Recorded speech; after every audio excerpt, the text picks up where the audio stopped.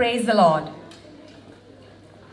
യേശുക്രിസ്തുവിൻ്റെ ജനനത്തെക്കുറിച്ച് 700-ലധികം വർഷങ്ങൾക്ക് മുമ്പുള്ള യെശയ്യാ പ്രവാചകന്റെ പ്രവചനം 7:14 പറയുന്നു, അതുകൊണ്ട് കർത്താവ് തന്നെ നിങ്ങൾക്കൊരു അടയാളം തരും.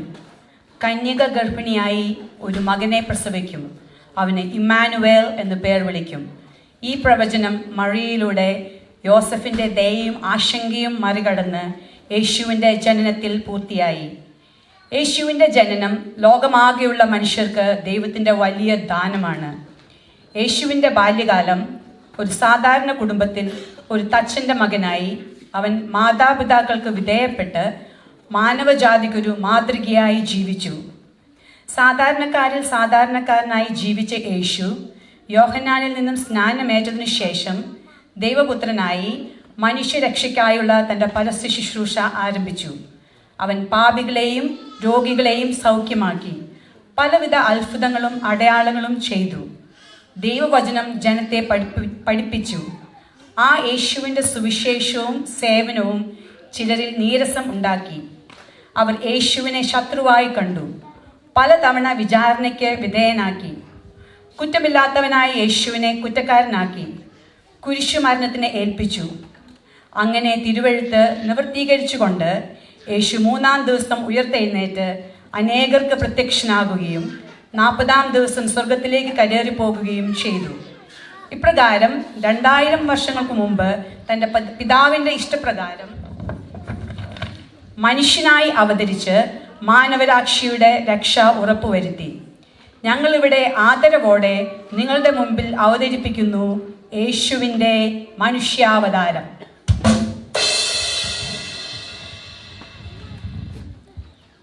ആകാശത്ത് നക്ഷത്രങ്ങൾ തെളിഞ്ഞിരിക്കുന്ന ആ സമാധാനപൂർണമായ രാത്രി, ചരിത്രം മാറിയ രാത്രി, ഇരുണ്ടതും നിശബ്ദവുമായ ഈ ലോകം ഉറ്റുനോക്കാതെ ആഗ്രഹിച്ചിരുന്ന ഒരു വെളിച്ചത്തെ സ്വാഗതം ചെയ്ത രാത്രി, ദൈവത്തിന്റെ കൽപ്പനയനുസരിച്ച് ബെത്ലഹേമിലേക്ക് പുറപ്പെട്ട ജോസഫും മേരിയും അവിടെ ഒരു കാലിത്തൊഴുത്തിൽ വെച്ച് മനുഷ്യനായി പിറന്ന യേശുവിനെ വരവേൽക്കുന്നു. മനുഷ്യനായി ജനിച്ച ഈ ദൈവം നമ്മുടെ വേദനകളും നിരാകരണങ്ങളും അനുഭവിക്കാൻ തയ്യാറായി. നിസ്സാരമെന്ന് തോന്നുന്ന ഇടങ്ങൾ പോലും തിരഞ്ഞെടുത്തു. ദൈവത്തെ മഹത്വത്തിൽ മാത്രമല്ല ലാളിത്യത്തിലും അഭിമുഖീകരിക്കാവുന്നതാണ്. യേശുവിന്റെ ജനന രാത്രിയിൽ ദൂതന്മാർ ഇങ്ങനെ പാടി: അത്യുന്നതങ്ങളിൽ ദൈവത്തിന് മഹത്വം, ഭൂമിയിൽ ദൈവപ്രസാദമുള്ള മനുഷ്യർക്ക് സമാധാനം. ആ പാട്ട് ഇന്നും കലാതീതമായി മുഴങ്ങുന്നു. സമാധാനരഹിതമായ മനുഷ്യന്റെ ഹൃദയത്തിലേക്ക്, തെറ്റുകളും പാപങ്ങളും കൊണ്ട് തളർന്ന ലോകത്തിലേക്ക്. യേശുവിന്റെ ജനനം ആകെയുള്ള സുവിശേഷത്തിന്റെ തുടക്കമാണ്. അതിന്റെ ഉദ്ദേശ്യമോ നമ്മുടെ രക്ഷയും. നാം കാണേണ്ടത് അതിലെ സ്നേഹവും കൃപയും. നമ്മൾ സ്വീകരിക്കേണ്ടത് യേശുവിനെ പകർന്നു കൊടുക്കേണ്ടത് ആശ്വാസവും സമാധാനവും.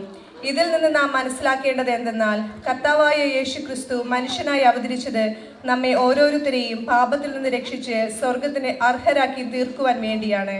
അതിനാൽ സഹോദരങ്ങളെ, ഓരോ വേദനകളും വിഷയങ്ങളും നിങ്ങളെ താഴ്ത്തുമ്പോൾ നമുക്കായി ഭൂമിയിലേക്ക് ഇറങ്ങി വന്ന നമ്മുടെ ദൈവം കൂടെയുണ്ടെന്നുള്ള ഒരു ഓർമ്മപ്പെടുത്തലാകട്ടെ നിങ്ങൾ ഈ കാണുന്ന രംഗം.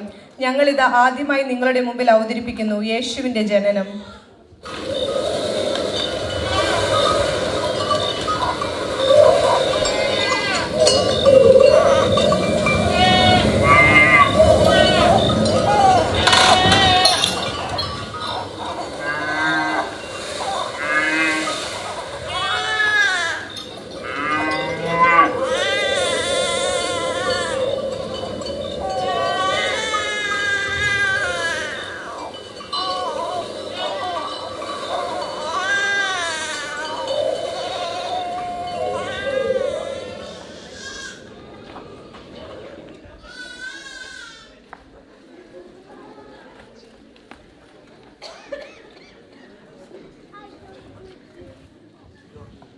നമ്മുടെ രക്ഷിതാവായ യേശുക്രിസ്തു ഭൂമിയിൽ മനുഷ്യനായി ജനിച്ചപ്പോൾ ഒരു തച്ചന്റെ മകനായി വളർന്ന ചരിത്രം നാം ഓരോരുത്തർക്കും അറിവുള്ളതാണല്ലോ. അപ്പനായ യോസഫിനൊപ്പം മരപ്പണികൾ ചെയ്ത് മനുഷ്യജീവിതത്തിന്റെ സാധാരണതയെ അനുഭവിച്ചവൻ, ദൈവം മനുഷ്യനായി ജീവിച്ചപ്പോൾ ഏറ്റവും ലളിതമായ ജീവിതമാണ് തിരഞ്ഞെടുത്തത്. ഒരു മരപ്പണിക്കാരൻ എന്ന നിലയിൽ യേശു കഠിനാധ്വാനത്തിന്റെ, ആത്മാർത്ഥതയുടെ, അനുസരണത്തിന്റെ പ്രതീകമായിരുന്നു. കഠിനാധ്വാനത്തിലും ലാളിത്യത്തിലും ദൈവത്തിന്റെ മഹത്വം വെളിപ്പെടുത്തി. യേശുക്രിസ്തുവിന്റെ ശൈശവ ജീവിതം ഒരു സാധാരണ ജീവിതമല്ല, അതൊരു ദൈവിക സന്ദേശമാണ്. വിനയത്തിൻ്റെയും കർമ്മനിഷ്ഠതയുടെയും ആത്മീയതയുടെയും മാതൃകയായി തീർന്ന യേശു, ഒരു തച്ചൻ്റെ മകനായി ജീവിച്ച യേശു നമ്മുടെ ദൈനംദിന ജീവിതത്തിലെ കഠിനാധ്വാനത്തിന്റെ മൗന ശബ്ദമായിരുന്നു. ആ ബാലനായ യേശുവിന്റെ കൈകൾ കൊണ്ട് മരപ്പണികൾ ചെയ്തപ്പോൾ അതുകൊണ്ട് ദൈവത്തിന്റെ പദ്ധതികൾക്ക് ഭൂമിയിൽ രൂപം കൊടുത്തു. നമ്മുടെ രക്ഷകൻ തച്ചന്റെ മകനായി ലോകത്ത് അവതരിച്ചത് ഒരിക്കൽ കൂടി നമ്മെ ഓർപ്പിക്കുന്നു, ദൈവം വലിയവയിൽ മാത്രമല്ല ചെറുതിലും അനന്തമായി ഇടപെടുന്നുവെന്ന്. അപ്രകാരം ജീവിച്ച യേശു ദൈവരാജ്യത്തെ മനുഷ്യരുടെ ഇടയിൽ സ്ഥാപിക്കാനായി കഠിനാധ്വാനം ചെയ്തത് നമ്മൾ തിരുവചനത്തിൽ വായിക്കുന്നു. അതുകൊണ്ട് ഞങ്ങൾ നിങ്ങളുടെ മുമ്പിൽ അവതരിപ്പിക്കുന്ന ഈ ചെറിയ സന്ദേശം നമ്മെ പഠിപ്പിക്കുന്നത് യേശുവിൻ്റെ താഴ്മയുള്ള ജീവിതമാണ്. നിങ്ങളുടെ ഏവരുടെയും ശ്രദ്ധയിലേക്ക് ഞങ്ങൾ ഇവിടെ ഇത് അവതരിപ്പിക്കുന്നു, ബാലനായ യേശു.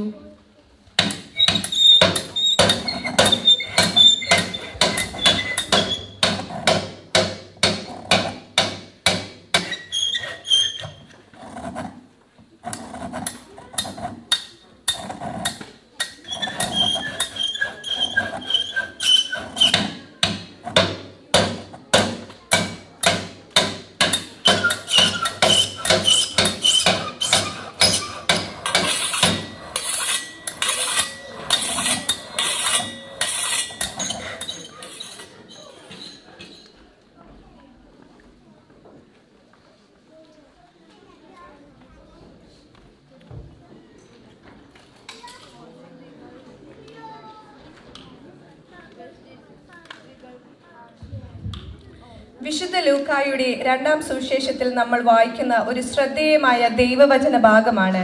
12 വയസ്സുള്ള യേശു ജെറുസലേമിലെ ദേവാലയത്തിൽ പണ്ഡിതന്മാരെ അത്ഭുതപ്പെടുത്തുന്ന ദൃശ്യങ്ങൾ. ഈ ഭാഗം നമ്മുടെ ആത്മീയ ജീവിതത്തിലും കുടുംബ ജീവിതത്തിലും അനേകം ഗൗരവമായ പാഠങ്ങൾ നൽകുന്നു. യേശുവിൻ്റെ മാതാപിതാക്കളായ യോസെഫും മേരിയും പതിവ് പോലെ പെസഹ തിരുനാളിനായി ജെറുസലേമിലേക്ക് പോകുന്നു.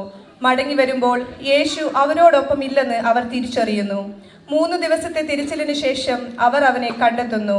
പണ്ഡിതന്മാരെ കൊണ്ട് ചുറ്റപ്പെട്ട് അവരോട് സംസാരിക്കുകയും ചോദ്യങ്ങൾ ചോദിക്കുകയും അത്യന്തം ജ്ഞാനപൂർണമായി മറുപടി നൽകുകയും ചെയ്യുന്ന യേശുവിനെയാണ് അവർ കാണുന്നത്. ഇതിലൂടെ നമുക്ക് നൽകുന്ന ഒരു സുപ്രധാനമായ പാഠം, ദൈവം നൽകിയ ജ്ഞാനവും ദൈവവുമായുള്ള ബന്ധവും പ്രായം നോക്കാതെ വളരേണ്ടതാണ് എന്നാണ്. നമ്മുടെ മക്കളെ ദൈവവചനത്തിലേക്ക് നയിക്കാനും അവരെ ആത്മീയമായി വളർത്താനും നാം ബാധ്യസ്ഥരാണ്. യേശുവിൻ്റെ ബാല്യജീവിതം അതിലേക്കാണ് നമ്മളെ ആഹ്വാനം ചെയ്യുന്നത്. ജ്ഞാനത്തിലും ആത്മീയതയിലും ദൈവത്തിൻ്റെയും മനുഷ്യരുടെയും മുന്നിൽ ദയയും കൃപയും നിറഞ്ഞവരായി വളരുക എന്നതാണ് നമ്മുടെ ഉദ്ദേശ്യം. നിങ്ങൾ ഇപ്പോൾ കാണുവാനായി പോകുന്ന ഈ ദൃശ്യം നിങ്ങളെ ഓരോരുത്തരെയും ഓർമ്മിപ്പിക്കേണ്ട മറ്റൊരു കാര്യം എന്തെന്നാൽ ദൈവകാര്യങ്ങളിലുള്ള ഉത്തരവാദിത്ത ബോധമാണ്. ഞാൻ എൻ്റെ പിതാവിൻ്റെ കാര്യങ്ങളിൽ ഏർപ്പെട്ടിരിക്കേണ്ടതല്ലേ എന്ന ചോദ്യത്തിലൂടെ യേശുവിൻ്റെ ആത്മീക വാക്ചാതുര്യത്തെക്കാളും ദൈവിക കാര്യങ്ങളിലുള്ള ഉദ്ദേശ്യബോധ്യം പ്രകടമാകുന്നത്. നമ്മുടെ കർത്താവ് തൻ്റെ ദൗത്യം എന്താണെന്ന് ആ ബാല്യത്തിൽ തന്നെ മനസ്സിലാക്കി നമ്മെ ബോധ്യപ്പെടുത്തിയിരിക്കുന്നു. അതിനാൽ ഒരു വിശ്വാസിയായ നാം ഓരോരുത്തരുടെയും ദൗത്യത്തെ ഓർമ്മപ്പെടുത്തിക്കൊണ്ട് ഞങ്ങൾ നിങ്ങളുടെ മുമ്പിൽ അവതരിപ്പിക്കുന്നു ബാലനായ യേശു ദേവാലയത്തിൽ.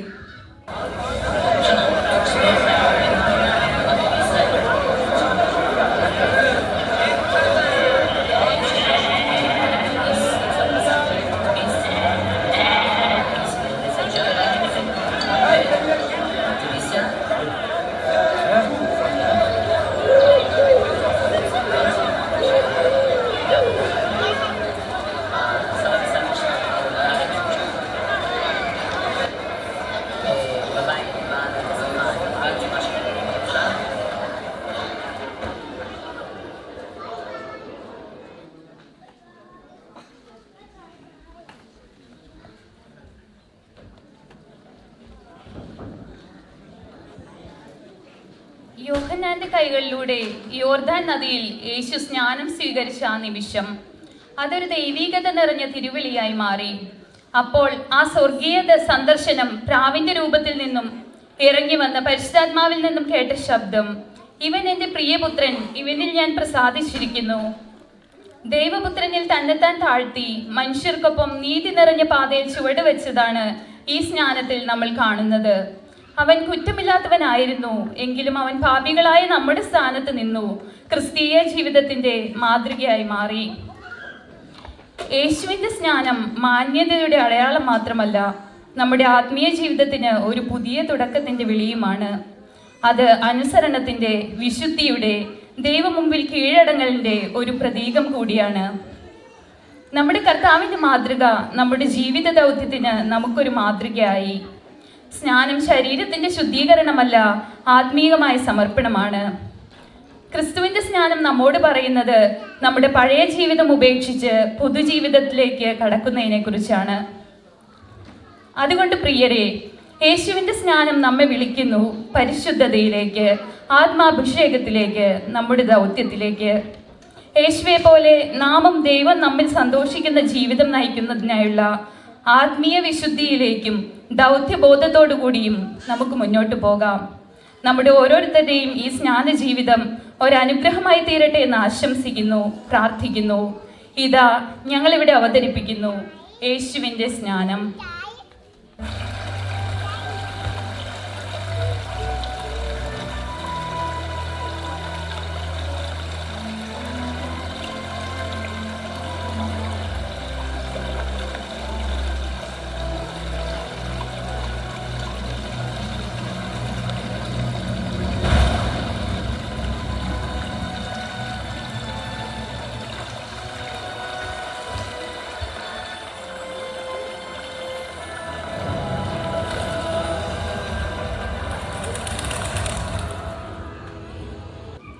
പ്രിയ ദൈവമക്കളെ, യേശുക്രിസ്തുവിന്റെ ശുശ്രൂഷയുടെ തുടക്കത്തിൽ യേശു വലിയ ബഹളങ്ങളോ അത്ഭുതങ്ങളോ അല്ല ചെയ്തത്.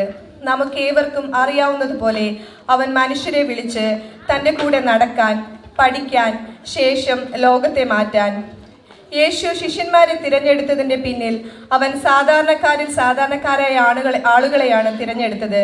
വിശുദ്ധ ലൂക്കായുടെ സുവിശേഷത്തിൽ 12-ാം അധ്യായം 13-ാം വാക്യത്തിൽ ഇങ്ങനെ പറയുന്നു: ആ കാലത്ത് അവൻ പ്രാർത്ഥിക്കേണ്ടതിന് ഒരു മലയിൽ ചെന്ന് ദൈവത്തോടുള്ള പ്രാർത്ഥനയിൽ രാത്രി കഴിച്ചു. നേരം വെളുത്തപ്പോൾ അവൻ ശിഷ്യന്മാരെ വിളിച്ച് അവരിൽ 12 പേരെ തിരഞ്ഞെടുത്തു. അവർക്ക് അപ്പോസ്തലന്മാർ എന്ന് പേരും വിളിച്ചു. അവരിൽ നമുക്കേവർക്കും അറിയാവുന്നതുപോലെ യേശു ഗലീലിയ കടൽ തീരത്തുകൂടെ നടക്കുമ്പോൾ പത്രോസിനെയും അവന്റെ സഹോദരൻ അന്ത്രോസിനെയും കാണുന്നു. മത്സ്യത്തൊഴിലാളികളായ അവരെ തന്റെ ശിഷ്യന്മാരായി അനുഗമിക്കാൻ വിളിക്കുന്നു. അവർ ഉടനെ വല ഉപേക്ഷിച്ച് യേശുവിന്റെ പിന്നാലെ പോയി. പത്രോസിന്റെയും അന്ത്രോസിന്റെയും സഹോദര സ്നേഹത്തിന്റെ പ്രാധാന്യവും നമുക്കിവിടെ കാണാൻ പറ്റും.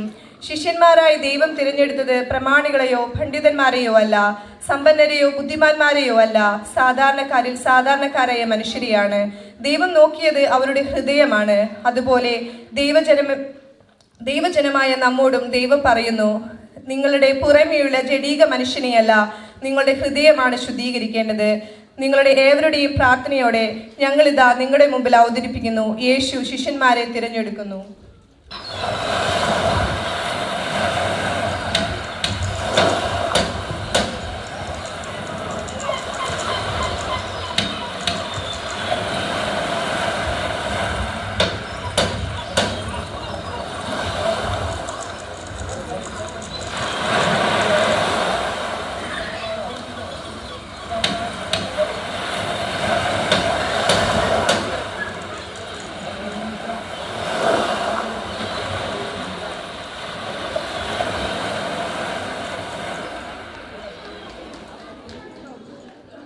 പ്രിയരെ, വിശുദ്ധ യോഹന്നാൻ എഴുതിയ സുവിശേഷം 8-ാം അധ്യായം 12-ാം വാക്യത്തിൽ നാം കാണുന്നു: ഞാൻ ലോകത്തിന്റെ വെളിച്ചമാകുന്നു, എന്നെ അനുഗമിക്കുന്നവൻ ഇരുളിൽ നടക്കാതെ ജീവന്റെ വെളിച്ചമുള്ളവനാകും.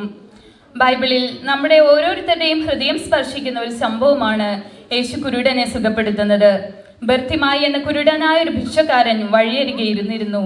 അവൻ യേശുവിന്റെ പേര് കേട്ടപ്പോൾ അത്യധികം ഉച്ചത്തിൽ നിലവിളിച്ചു: ദാവീദിന്റെ പുത്രനായ യേശുവേ, എന്നോട് കരുണ തോന്നണമേ.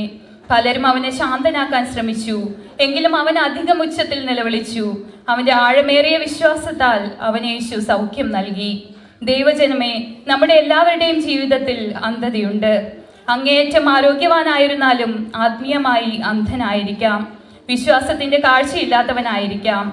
ബർത്തിമായിയുടെ ആഴമായ വിശ്വാസം അവന്റെ ജീവിതം മുഴുവൻ മാറ്റിമറിച്ചു. അവന്റെ വിശ്വാസത്തിന്റെ ശക്തി അത്രത്തോളം വലുതാണെന്ന് യേശു മനസ്സിലാക്കി. വിശ്വാസം ഈ സംഭവത്തിൽ ആഴമായ ഒരു ആയുധമാണ്. നിന്റെ വിശ്വാസം നിന്നെ രക്ഷിച്ചു എന്നാണ് യേശു പറഞ്ഞത്. നമ്മുടെ ദൈനംദിന ജീവിതത്തിൽ നമ്മുടെ വിശ്വാസത്തിന് കോട്ടം തട്ടുന്ന പല അനുഭവങ്ങളും ഉണ്ടാകാറുണ്ട്.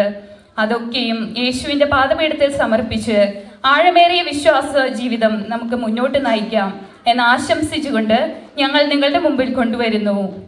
യേശു അന്ധനെ സുഖപ്പെടുത്തുന്നു.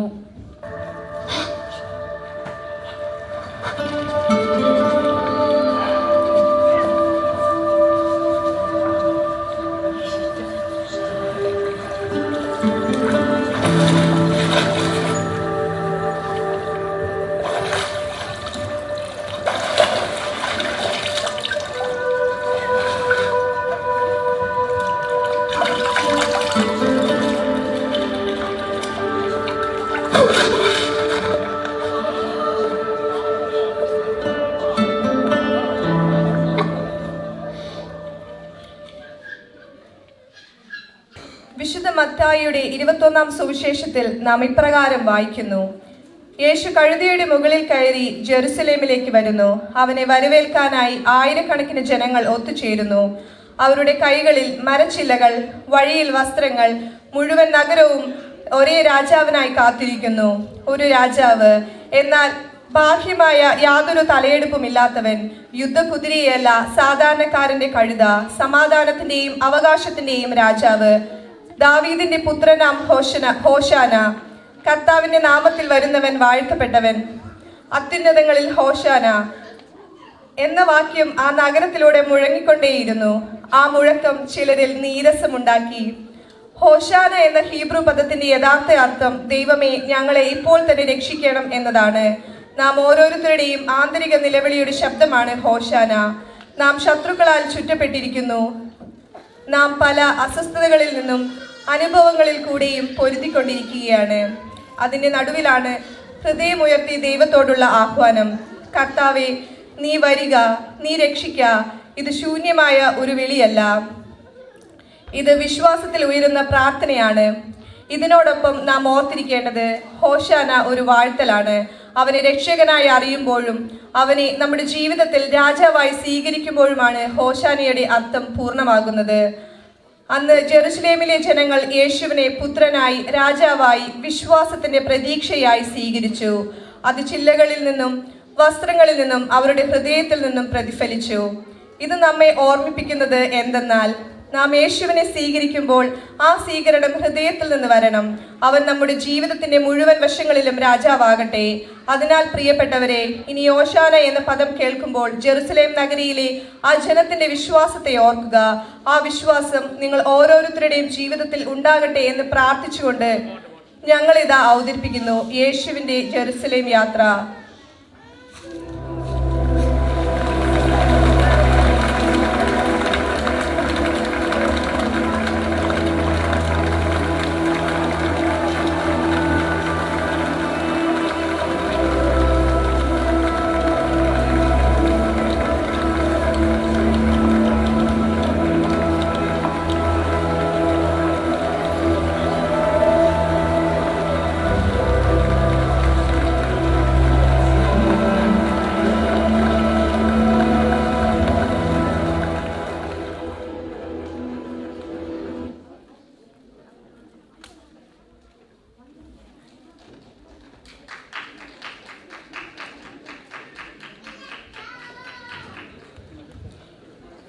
പ്രിയരെ, യേശുവിന്റെ പ്രിയ ശിഷ്യന്മാരിൽ ഒരാളായിരുന്നു യൂദാസ് ഇസ്കറിയോത്ത്. യൂദാസ് കർത്താവിന് 30 വെള്ളിക്കാശിനായി സകലരുടെയും മുമ്പിൽ ഒറ്റുകൊടുത്തു. ക്രിസ്തുവിന്റെ പീഡാനുഭവത്തിന്റെ തുടക്കത്തിൽ വ്യത്യസ്തമായ വേദനാജനകമായ സംഭവമാണ് യൂദാസിന്റെ വിശ്വാസവഞ്ചന. യേശുവിന്റെ ഉപദേശങ്ങൾ നേരിട്ട് കേട്ടു, അത്ഭുതങ്ങൾ കണ്ടു. എന്നിട്ടും യേശുവിന്റെ സ്നേഹം, വിശ്വാസം, ദയ, കരുണ എല്ലാം ഉപേക്ഷിച്ചു കളഞ്ഞ് അവൻ ലാഭം അന്വേഷിച്ചു. യേശു തന്റെ ശിഷ്യന്മാരെ സ്നേഹിച്ചു. യൂദാസിനോടും യേശുവിന് അതേ സ്നേഹമായിരുന്നു. എന്നിട്ടും സ്വന്തം താല്പര്യങ്ങൾക്കും സ്വയലാഭത്തിനും വേണ്ടി വെറുമൊരു ചുംബനത്താൽ അവൻ യേശുവിനെ കാട്ടിക്കൊടുത്തു എന്ന് തിരുവെഴുത്ത് പറയുന്നു. വിശുദ്ധ മത്തായി എഴുതിയ സുവിശേഷം 26-ാം അധ്യായം അതിന്റെ 50-ാം വാക്യത്തിൽ യേശു ചോദിക്കുന്നു, സ്നേഹിത, നീ എന്തിനു വന്നിരിക്കുന്നു? ദൈവമക്കളെ, പാപം എപ്പോഴും ചെറിയൊരു ആകർഷണമായി തുടങ്ങുന്നു, പിന്നെ അത് മാറ്റാൻ പറ്റാത്ത വലിയ തെറ്റായി മാറുന്നു. യേശുവിനെ കാട്ടിക്കൊടുക്കുവാൻ എത്തിയപ്പോഴും കർത്താവ് അവനെ സ്നേഹിത എന്ന് വിളിച്ചു. തന്നെ ബന്ധിക്കാൻ പോകുന്നു എന്നറിഞ്ഞ് പട്ടാളക്കാരന്റെ ചെവി വെട്ടിമാറ്റിയ പത്രോസിനെ ശാസിച്ചും പടയാളികളെ സുഖപ്പെടുത്തിയും യേശു തന്റെ അത്യന്ത കരുണ കാണിച്ചു. ഇതുപോലെ നാമും ഓരോ തവണ പാപം ചെയ്യുമ്പോഴും നമ്മുടെ സ്നേഹിതനായ കർത്താവ് എത്രയോ വേദനിക്കുന്നുണ്ട്. യൂദാസിന് പാപബോധമുണ്ടായി, പക്ഷേ പശ്ചാത്താപമില്ലാതെയായിപ്പോയി. തിരിച്ചറിയാതെ പോയ പാപബോധം അദ്ദേഹത്തെ ആത്മഹത്യയിലേക്ക് നയിച്ചു. ഇതിൽ നിന്നും കർത്താവ് നമ്മെ പഠിപ്പിക്കുന്നത് ഈ വിശ്വാസ ജീവിതത്തിൽ ഉണ്ടാകുന്ന പോരാട്ടങ്ങളൊക്കെയും നേരിട്ട് നമുക്ക് തന്നിരിക്കുന്ന ഈ ജീവിതം വിശ്വാസത്തോടെ, പ്രത്യാശയോടെ, കളങ്കമില്ലാത്തവരായി മുമ്പോട്ട് ജീവിക്കണം എന്നാണ്. ഇവിടെ ഇതാ ഞങ്ങൾ നിങ്ങളുടെ മുമ്പിൽ അവതരിപ്പിക്കുന്നു യൂദാസിന്റെ വഞ്ചന.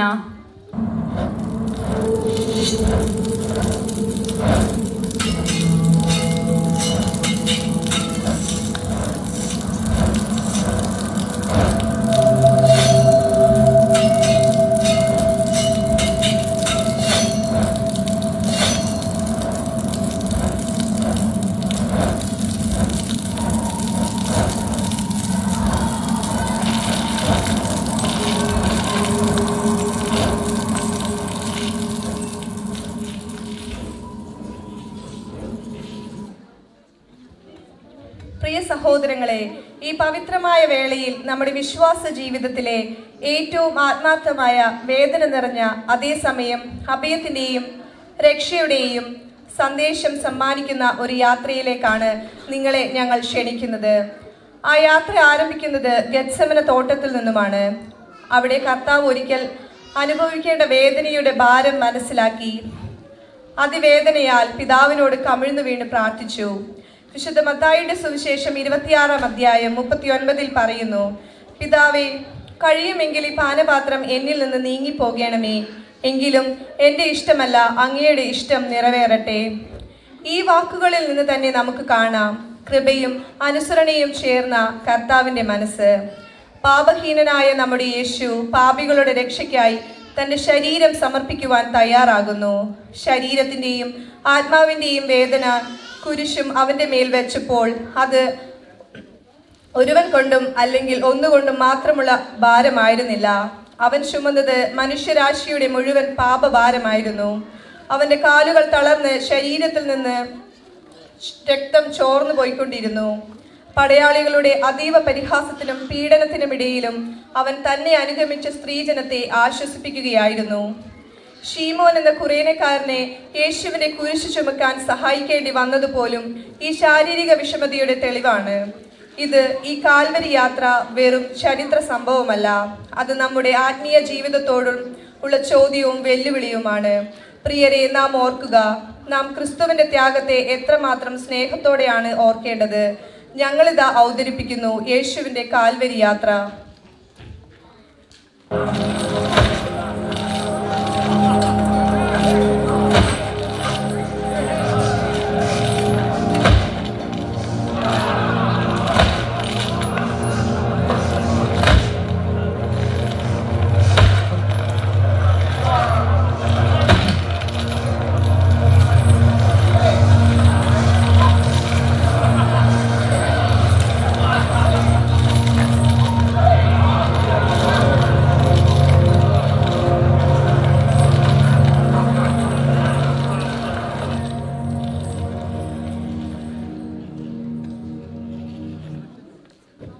കുരിശിൽ നമുക്കായി മരിച്ച യേശുവിനെ അടിസ്ഥാനമാക്കി നാം കേൾക്കുന്ന സന്ദേശങ്ങളും പ്രബോധനങ്ങളും ഒട്ടേറെയാണ്.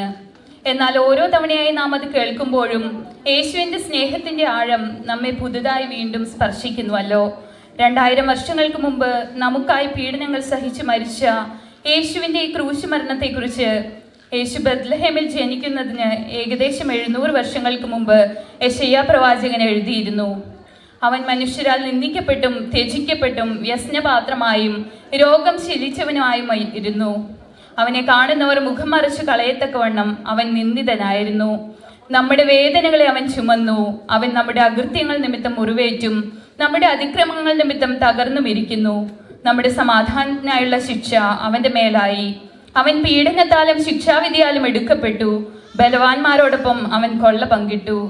അവൻ തന്റെ പ്രാണനെ മരണത്തിന് ഒഴുക്കിക്കളയുകയും അനേകരുടെ പാപം വഹിക്കുകയും ചെയ്തു. അവന്റെ അടിപ്പിണരുകളാൽ നമുക്ക് സൗഖ്യം വന്നും ഇരിക്കുന്നു. യെശയ്യാ പ്രവാചകൻ തന്റെ പ്രവചന പുസ്തകത്തിൽ പറഞ്ഞതുപോലെ തന്നെ യേശു ഒരു മനുഷ്യ ശരീരത്തിൽ താങ്ങാവുന്നതിലും അധികം വേദന സഹിച്ച് കുരിശിൽ മരിച്ചു.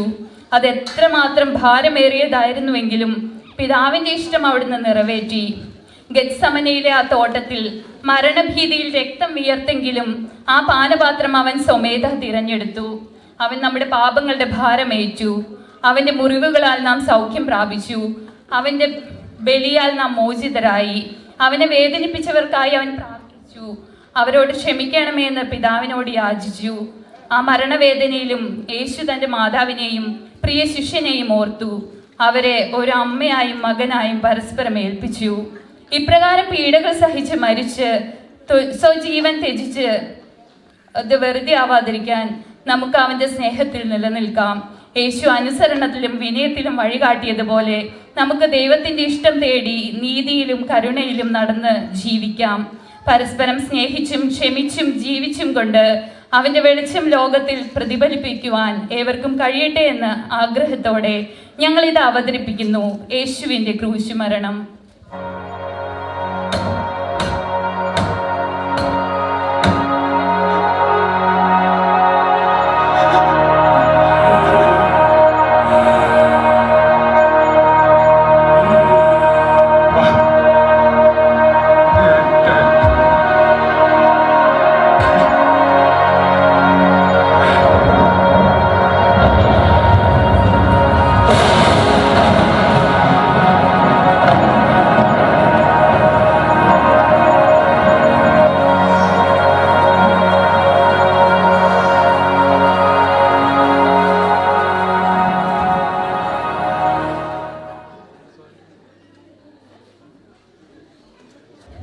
യേശുക്രിസ്തുവിന്റെ പുനരുദ്ധാനം നമ്മുടെ വിശ്വാസത്തിന്റെ ആധാരവും ആശ്വാസവുമാണ്. മനുഷ്യരാശിയുടെ പാപങ്ങൾക്കെതിരായി ദൈവം തന്റെ മകനായ യേശുവിനെ ലോകത്തിലേക്ക് അയച്ചു. യേശു പാപരഹിതനായി തന്നെ മനുഷ്യരുടെ പാപഭാരം ഏറ്റെടുത്തു. നമ്മുടെ പാപങ്ങൾക്ക് വേണ്ടി അവൻ ശിക്ഷ ഏറ്റെടുക്കുകയായിരുന്നു. ആയതിനാൽ യേശുവിന്റെ മരണം നമ്മുടെ നഷ്ടമല്ല, നമ്മുടെ രക്ഷയാണ്. യേശുവിന്റെ പിറവി, കുരിശുമരണം എന്ന പോലെ പുനരുദ്ധാനവും നമ്മുടെ രക്ഷയുടെ അവിഭാജ്യ ഘടകമാണ്.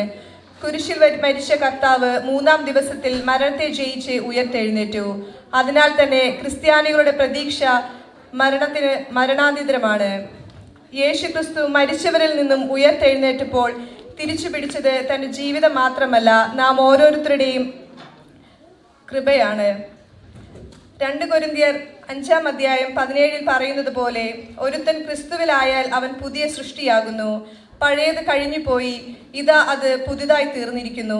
ഈ വചനത്തെ അടിസ്ഥാനമാക്കി പാപജീവിതം വെടിഞ്ഞ് ദൈവത്തെ കേന്ദ്രമാക്കിയ പുതിയൊരു ജീവിതം ആരംഭിക്കാനായി ഒരു നിമിത്തമാവട്ടെ ഞങ്ങൾ ഇനി അവതരിപ്പിക്കുന്ന ഈ രംഗം. ഇതിനോടൊപ്പം തന്നെ ജീവിതം എല്ലായ്പ്പോഴും എളുപ്പമല്ല, എങ്കിലും ഇരുണ്ട ആ ദിവസങ്ങൾ അധികം നീണ്ടു നിൽക്കുകയില്ല എന്ന് യേശുവിന്റെ പുനരുദ്ധാനം നമ്മെ ഓർമ്മപ്പെടുത്തുന്നു. യോഹന്നാന്റെ സുവിശേഷത്തിൽ പറയുന്നു, ഞാൻ ജീവിക്കുന്നത് കൊണ്ട് നിങ്ങളും ജീവിക്കും. അതിനാൽ ഓർക്കുക, എത്ര ആഴത്തിലുള്ള വേദനയെങ്കിലും യേശു ജീവനോടെ നമ്മോടൊപ്പമുണ്ട്. യേശുവിന്റെ പുനരുദ്ധാനം അതിനാൽ നമ്മെ രക്ഷയിലേക്കും പുതുജീവിതത്തിലേക്കും അറ്റുപോയ പ്രത്യാശയിലേക്കും നയിക്കുന്നു. അവൻ മരിച്ചവരിൽ നിന്നും ഉയർത്തവനാകുന്നു. അവൻ ജീവനോടെ നമ്മൾ ഓരോരുത്തരും ജീവിക്കുന്നു. ഈ ഓർമ്മപ്പെടുത്തലോടെ ഞങ്ങളിത് അവതരിപ്പിക്കുന്നു യേശുവിന്റെ പുനരുദ്ധാനം.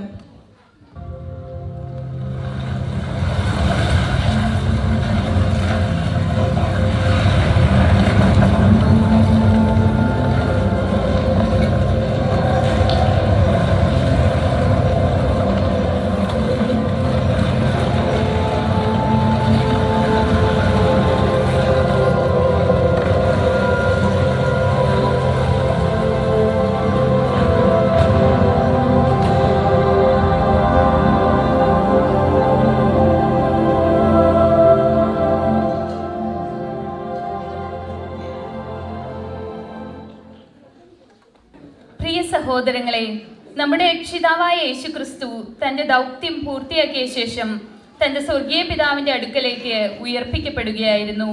തിരുവചനത്തിൽ പറയുന്നത് പോലെ നമ്മുടെ പൗരത്വം ഇവിടെയല്ല, അത് സ്വർഗത്തിലാണ്. യേശു ക്രിസ്തു ഉയർത്തെഴുന്നേറ്റ് ശിഷ്യന്മാർക്ക് പ്രത്യക്ഷനായി. ഒടുവിൽ 500-ലധികം ആളുകൾക്ക് ഒലിവുമലയിൽ പ്രത്യക്ഷനാകുകയും സ്വർഗാരോഹണം ചെയ്യുകയും ചെയ്തു. യേശു തന്റെ പിതാവിന്റെ സന്നിധിയിലേക്ക് മടങ്ങിയത് ഭൂമിയിലെ തന്റെ ദൗത്യം പൂർത്തിയാക്കിയതിന്റെ അടയാളമായി മാത്രമല്ല, മറിച്ച് വിശ്വാസികളായ നാം ഓരോരുത്തരുടെയും പ്രത്യാശയുടെ ഉറപ്പിനും കൂടിയാകുന്നു. യേശു പിതാവിന്റെ സന്നിധിയിൽ ഇരിക്കുന്നു. അവിടുന്ന് നമുക്ക് വേണ്ടി പക്ഷപാതം ചെയ്യുന്നു. പിതാവിനോടൊപ്പമുള്ള യേശു അവന്റെ സാന്നിധ്യം നിത്യമായി നമ്മുടെ ഉള്ളിൽ നിലനിർത്തേണ്ടതിനു വേണ്ടി പരിശുദ്ധാത്മാവിനെ നമ്മുടെ ഇടയിലേക്ക് അയച്ചു. ഇന്നും യേശു തന്റെ സഭയോടൊപ്പം സജീവമായി പ്രവർത്തിച്ചുകൊണ്ട് ആത്മാവിന്റെ ശക്തിയാൽ നമ്മെ നയിക്കുന്നു. യേശുവിന്റെ സ്വർഗാരോഹണം ഒരു വിടവാങ്ങലായിരുന്നില്ല, അത് നമുക്കുള്ള വാഗ്ദത്തത്തിന്റെ ആരംഭമായിരുന്നു. അതിനാൽ നാം തികഞ്ഞ വിശ്വാസത്തോടും പ്രത്യാശയോടും കൂടെ വിശുദ്ധിയിൽ ജീവിച്ച് അവന്റെ മഹത്വകരമായ തിരിച്ചുവരവിനായി ഒരുങ്ങാം. ഈ ഓർമ്മപ്പെടുത്തലുമായി സ്നേഹപുരസ്കരം ഞങ്ങളിത് അവതരിപ്പിക്കുന്നു. യേശുവിന്റെ സ്വർഗാരോഹണം.